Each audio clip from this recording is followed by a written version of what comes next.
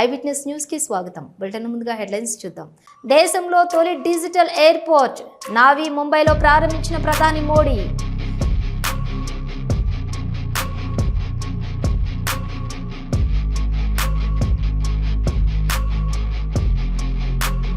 నర్సీపట్నంలో జగన్ కు అడుగడుగున ఘన స్వాగతం. నిరసనలను పట్టించుకొని మాజీ సీఎం జగన్.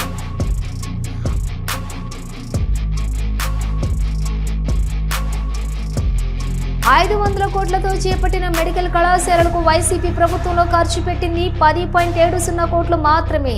జగన్ పై సర్వేపల్లి శాసనసభ్యులు సోమిరెడ్డి చంద్రమోహన్ రెడ్డి ఫైర్. విజయవాడ కృష్ణలంకలో రేషన్ బియ్యం అక్రమ రవాణాను పోలీసులు అధికారులు గుర్తించి వాహనాన్ని స్వాధీనం చేసుకుని పోలీస్ స్టేషన్ కు తరలించారు. సివిల్ సప్లై అధికారులకు సమాచారం అందించారు. రేషన్ బియ్యం కృష్ణలంక రేషన్ డీలర్ ఆంజనేయులకు చెందినదిగా సివిల్ సప్లై అధికారి గుర్తించారు.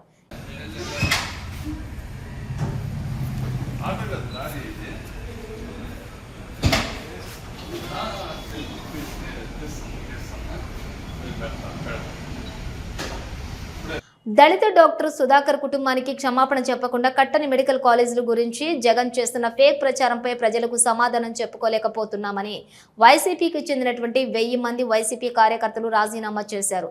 రాజీనామా చేసిన వారిలో వైసీపీ మాజీ చైర్పర్సన్, వైస్ చైర్మన్ ఉన్నారు. జగన్ ఫేక్ పర్యటన చేస్తున్న రోజే వైసీపీకి రాజీనామా చేసి టీడీపీలో చేరారు నేతలు.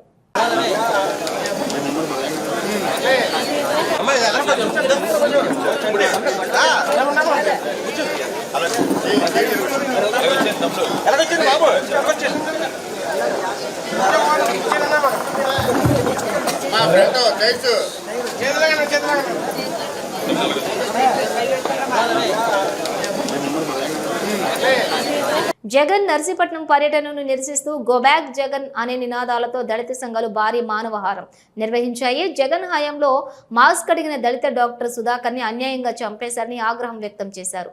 సుధాకర్ కుటుంబానికి జగన్ క్షమాపణలు చెప్పాలని దళిత సంఘాలు డిమాండ్ చేశాయి.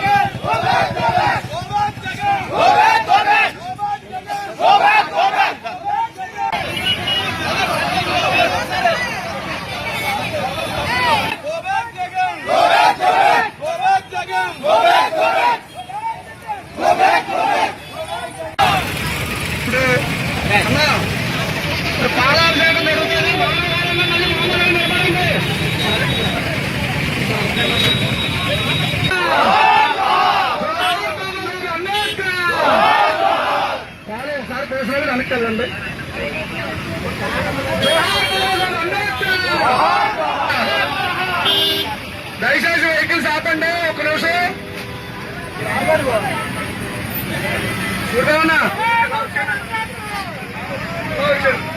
నర్సీపట్నం నియోజకవర్గంలో దళిత మహిళలు, దళితులు అందరూ కలిపి ముక్తకంఠంగా మేమందరం ఈ రోజు నర్సీపట్నం ఎన్టీఆర్ స్టేడియం నుంచి మరి మేము రాచపల్లి వెళ్లి జగన్మోహన్ రెడ్డి గారిని అడ్డుకోవడానికి సిద్ధంగా ఉన్నాము. మరి జగన్మోహన్ రెడ్డి గారు మెడికల్ కాలేజ్ చూపించడానికి వస్తున్నారు, ఓకే.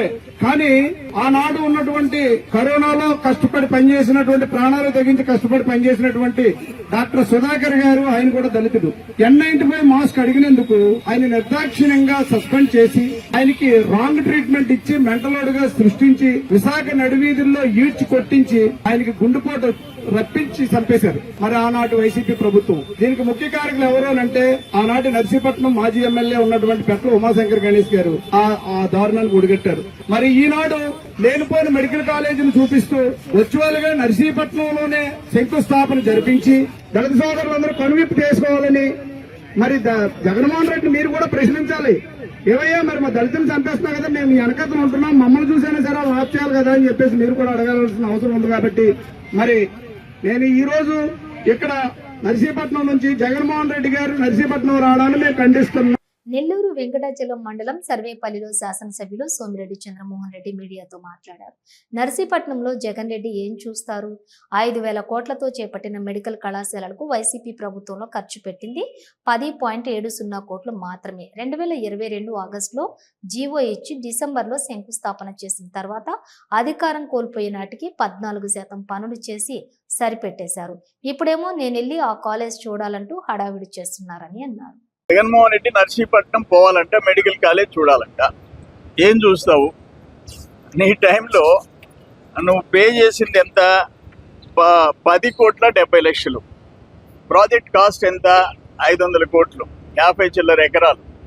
500 కోట్లకి నీ ప్రభుత్వం అంటే 2022లో ఆగస్టులో నువ్వు జీవో ఇచ్చి డిసెంబర్లో శంకుస్థాపన చేసి నువ్వు ముఖ్యమంత్రి ఉన్నంత వరకు ఖర్చు పెట్టింది 10 కోట్లు. ఇప్పుడు మీరు ఎందుకు పెట్టలేదు అని చెప్పేసి నేను పోయి చూస్తాను అంటాడు. మధ్యలో దోవలో ఎవరొకరు ఆ కార్ల కిందనో టైర్ల కిందనో నలిగి సావాలా, మళ్ళీ రప్ప రప్ప అంటాడు, జనాన్ని రెచ్చగొడతాడు. ఈరోజు హైకోర్టు ముఖం మీద కొట్టింది. ఏమి పీపీపీ విధం అయితే ఏమి, పబ్లిక్ ప్రైవేట్ పార్టిసిపేషన్ అయితే ఏమి సొత్తు పోయిందని చెప్పి అడిగింది.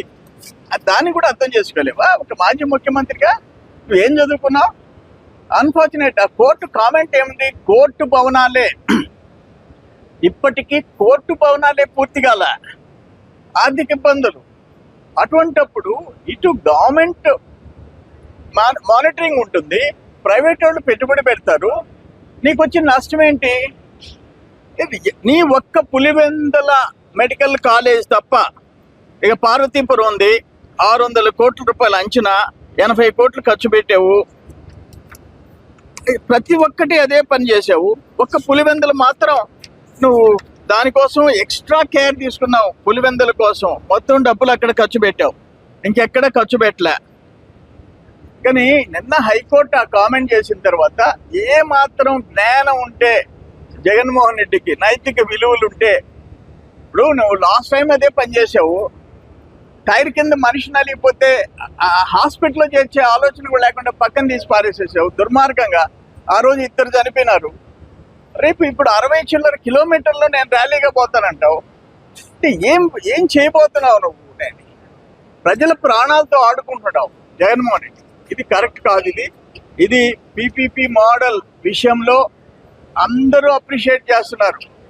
మొత్తం ప్రభుత్వం పైనే భారం వేసుకోబడలే. కాలేజీలు రావాల్సిందే, ప్రైవేట్ మేనేజ్మెంట్ ఉండాలా, గవర్నమెంట్ మేనేజ్మెంట్ ఉండాలా. అందుకని హైకోర్టు నిన్న తీవ్రంగా కామెంట్ చేసి, ఇప్పటికైనా అవగాహన ఉండాలా నీకు. నువ్వు ఒక పబ్లిక్ లైఫ్లోకి వచ్చిన తర్వాత ప్రజలతో ఆడుకోకూడదు. ఏది మంచిదానని అంచనా వేసుకునే శక్తి నీకు ఉండాలి. అది లేకుండా పోయింది, స్వార్థం ఎక్కువైపోయింది. మనం చూసాం కదా, అక్కడ వాడు కల్తీ మద్యం చేస్తుంటే చీల్చి చెడ్డాడు కూటమి ప్రభుత్వం. తెలుగుదేశం వాళ్ళని కూడా సస్పెండ్ చేశాడు, పారేసాం. అందరిని అరెస్ట్ చేసి జైల్లో పెట్టాం. దాని గురించి రోజు ఉపన్యాసాలు గంటలు. నువ్వు ఎక్కడో పైనుంచి దిగి వచ్చినట్టు. రాష్ట్రంలో, దేశంలో, ఈ రాష్ట్రంలో 3,500 కోట్లు కల్తీ మద్యం స్కామ్ జరిగితే ఇంక దేశంలో ఇంకెక్కడ జరగలే. ముఖ్యమంత్రులు, ఉప ముఖ్యమంత్రులు 200 కోట్లకి జైళ్ళకి పోయినారు. 200 కోట్లకి, ఇక్కడ 3,500 కోట్లు. నువ్వు బయట కూర్చొని ఉపన్యాసం ఇస్తున్నావు. మొత్తం లోటస్ పాండ్కి పోయింది డబ్బంతా. ఆ 1,000 కోట్లు ఎక్కడికి పోయిందంటే లోటస్ పాండ్కి పోయింది. అందుకని పద్ధతి మార్చుకోమని చెప్పేసి మేము హితో పలుకుతున్నాం. విశాఖపట్నం అంబుజా సిమెంట్ ఫ్యాక్టరీపై గాజువాక ఎమ్మెల్యే రాష్ట్ర టీడీపీ అధ్యక్షులు పల్లా శ్రీనివాసరావు మాట్లాడారు.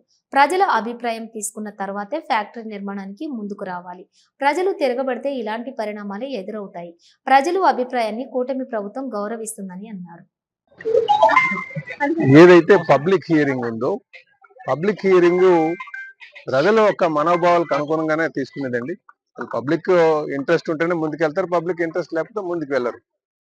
పబ్లిక్ లో అన్ని ఎమ్మెల్యేస్ వచ్చి అన్ని మాట్లాడేది ఏంటంటే పబ్లిక్ ఇంట్రెస్ట్ లేకపోతే ఇంట్రెస్ట్ లేదని చెప్పేసి. అందుకే జనరల్ గా ఒక పబ్లిక్ హియరింగ్ జరిగేటప్పుడు అక్కడ నేను యాక్చువల్ గా జరగనివ్వడం అనడం కరెక్ట్ కాదు. మన మనోభావాలు చెప్పాలి. ఎక్కువ మంది వ్యతిరేకత వస్తే దానికి ఇక్కడ ప్రజల వ్యతిరేకత ఉంది కనుక దీన్ని ముందుకు వెళ్ళొద్దని చెప్పేసి. ఇంకోటి, కంపెనీస్ పెట్టే ముందు కూడా అక్కడ ఉన్నటువంటి ప్రజలకి అవేర్నెస్ కల్పించాలి. అసలు ఈ కంపెనీ ఏంటి, ఈ కంపెనీ వల్ల ఎంత ప్రయోజనం ఉంటుంది, స్థానికులకి ఎంత ఉపయోగం ఉంది, దీంతో పొల్యూషన్ ఉందా లేదా అన్నది అవేర్నెస్ కూడా పబ్లిక్ లో తీసుకురావాలి. ఏమి చేయకుండా ముందే డైరెక్ట్ గా పెట్టేస్తే ఇలాంటి సమస్యలు ఎదురవుతాయి. కనుక మేము ఎప్పుడు కూడా ప్రజల పక్షాన్నే ఉంటాం. పొల్యూషన్ రాకుండా చూసుకోవాల్సినటువంటి బాధ్యత ఉంది. అలాగే పబ్లిక్ పొల్యూషన్ లేకుండా చూసుకోవాల్సిన బాధ్యత మా పైన ఉంది. ఖచ్చితంగా చూస్తాం. అయితే ఈ దేనికైనా సరే పబ్లిక్ ఇంట్రెస్టే ముఖ్యం. ఇది మేము తెలియజేస్తున్నాం. అందుకనే ఎవరికైనా పబ్లిక్ ఇంట్రెస్ట్ లేకపోతే ముగిచ్చేయండి, పబ్లిక్ ఇంట్రెస్ట్ ఉంటే ముందుకు తీసుకెళ్ళండి అని చెప్పడం జరిగింది. అదే జరిగింది. పబ్లిక్ ఇంట్రెస్ట్ లేదు, క్లోజ్ చేస్తారు. పబ్లిక్ ఒకవేళ పోలీస్ పెట్టి చేయాలంటే చేసుకోవచ్చు. పోలీస్ ఫోర్స్ ఎందుకు రాదు? అది కాదు. ఇక్కడ కావాల్సింది ఏంటంటే పబ్లిక్ డెసిషన్ ఫైనల్ అని చెప్పి ఈ సందర్భంగా తెలియజేస్తున్నాను. ఎవరైనా సరే ఇప్పుడు కొన్నా ఇందులో తెలుసుకోవాల్సింది ఏంటంటే ఎవరైనా సరే ఒక కంపెనీ పెట్టాలనుకుంటే ముందు పబ్లిక్ అంతా కూడా సెన్సిటైజ్ చేయాలి. అరే ఈ కంపెనీ వల్ల ఇంత ఉపయోగం ఉంది, లేదంటే దీనివల్ల ఈ ఇబ్బందులు ఉంటాయి అనే ముందు అవేర్నెస్ తీసుకొస్తేనే దాన్ని బట్టి ఆ తర్వాతే పబ్లిక్ హియరింగ్ వెళ్ళాలి తప్ప ఏ పబ్లిక్ అవేర్నెస్ లేకుండా వెళ్తే ఇబ్బందులు ఎదుర్కొంటారని కూడా ఈ సందర్భంగా తెలియజేస్తాను. విశాఖలో మాజీ ముఖ్యమంత్రి జగన్మోహన్ రెడ్డి పర్యటన కొనసాగింది. విమానాశ్రయంలో వైసీపీ నాయకులు ఆయనకు ఘన స్వాగతం పలికారు. అనంతరం ఆయన రోడ్డు మార్గంలో మాకవరపాలెంలోని కాలేజ్ భవనాల వద్దకు బయలుదేరారు. ఎన్ఏడి కొత్త road, Vepagunta junction, Saripalli junction, Anakapalli మీదుగా ఆయన ప్రయాణించారు. ఎయిర్పోర్ట్ నుంచి రోడ్డు మార్గాన మాకవరంపాలెం బయలుదేరిన ఆయనను కాకాని నగర్ వద్ద స్టీల్ ప్లాంట్ కార్మికులు కలిశారు. విశాఖ ఉక్కు ప్రైవేటీకరణను అడ్డుకోవాలని వారు కోరారు. దీనిపై స్పందించిన జగన్ ప్రైవేటీకరణకు వ్యతిరేకంగా వైసీపీ మీకు ఎల్లప్పుడూ తోడుగా ఉంటుందని హామీ ఇచ్చారు.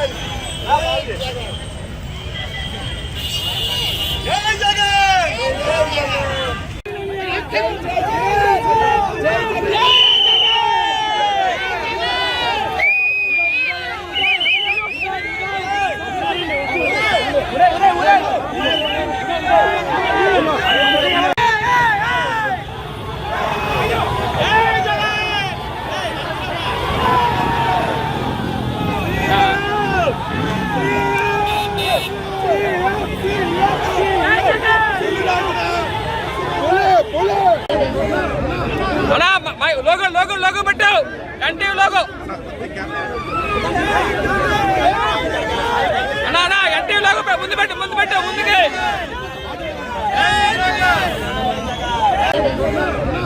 అన్నా లోగో పెట్టు ఎన్టీవీ లోగో అన్నా ఎన్టీవీ లోగో ముందు పెట్టు ముందుకి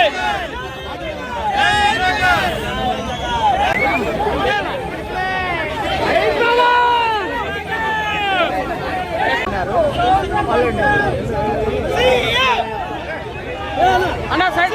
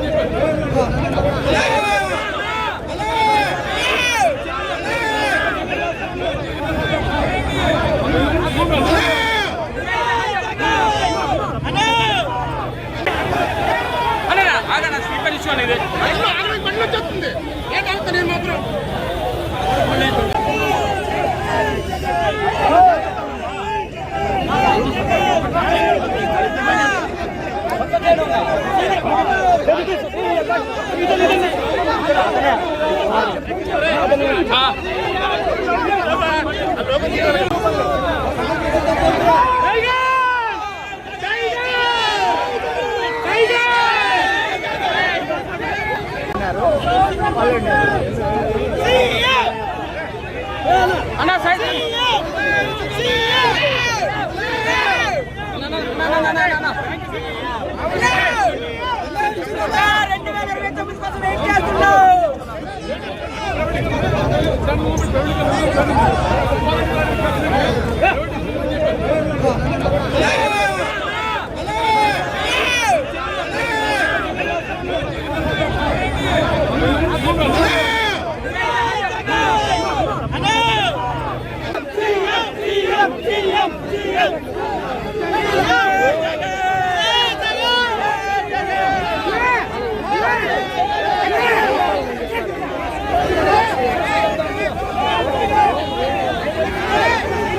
ఉమ్మడి విశాఖ జిల్లాలో వైసీపీ అధినేత జగన్ పర్యటిస్తున్న నేపథ్యంలో నర్సీపట్నంలో ఫ్లెక్సీలు కలకలం రేపుతున్నాయి.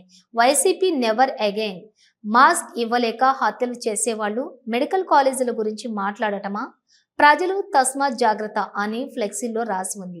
కరోనా సమయంలో మాస్కులు అడుగుతూ నిరసన తెలిపిన డాక్టర్ సుధాకర్ ఫోటోను అందులో ముద్రించారు.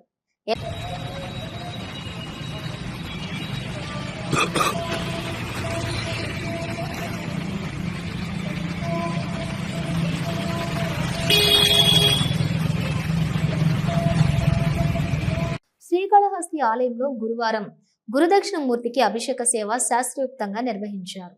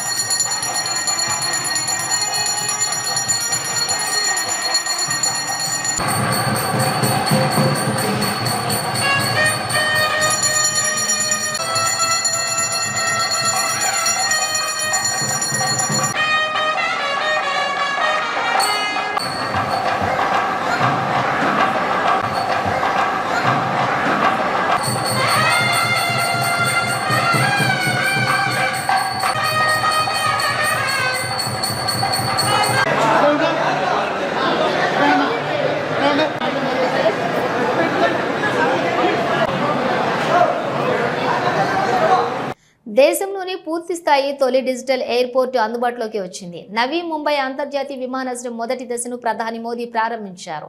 19,650 కోట్ల భారీ వ్యయంతో ప్రభుత్వ మరియు ప్రైవేటు భాగస్వామ్యం కింద ఈ గ్రీన్ఫీల్డ్ విమానాశ్రయాన్ని అభివృద్ధి చేశారు. ఒక టెర్మినల్తో ఏటా 20 మిలియన్ల మంది ప్రయాణికులకు సేవలు అందించగల సామర్థ్యం దీని సొంతం. దీనిని జహా హదీద్ ఆర్కిటెక్ట్ సంస్థ డిజైన్ చేసింది.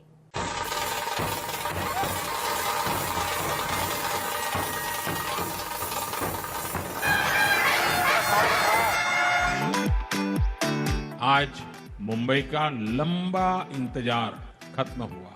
मुंबई को अब अपना दूसरा इंटरनेशनल एयरपोर्ट मिल गया है। ये एयरपोर्ट इस क्षेत्र को एशिया के सबसे बड़े कनेक्टिविटी हब के रूप में स्थापित करने में बड़ी भूमिका निभाएगा।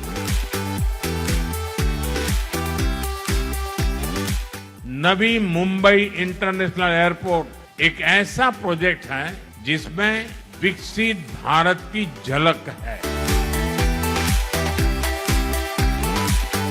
आज पूरा देश विकसित भारत के संकल्प की सिद्धि में जुटा है। विकसित भारत यानी जहां गति भी हो और प्रगति भी हो, जहां लोक हित सर्वोपरि हो। अगर आप बीते 11 वर्षों की यात्रा पर नजर डालें तो भारत के कोने कोने में इसी भावना से तेज गति से काम हो रहा है।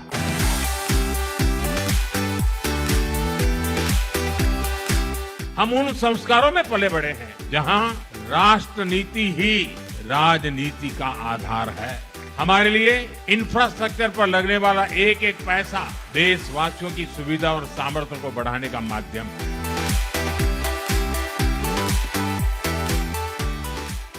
ఇవి బులెటిన్ విశేషాలు. మరో బులెటిన్తో మళ్ళీ కలుద్దాం.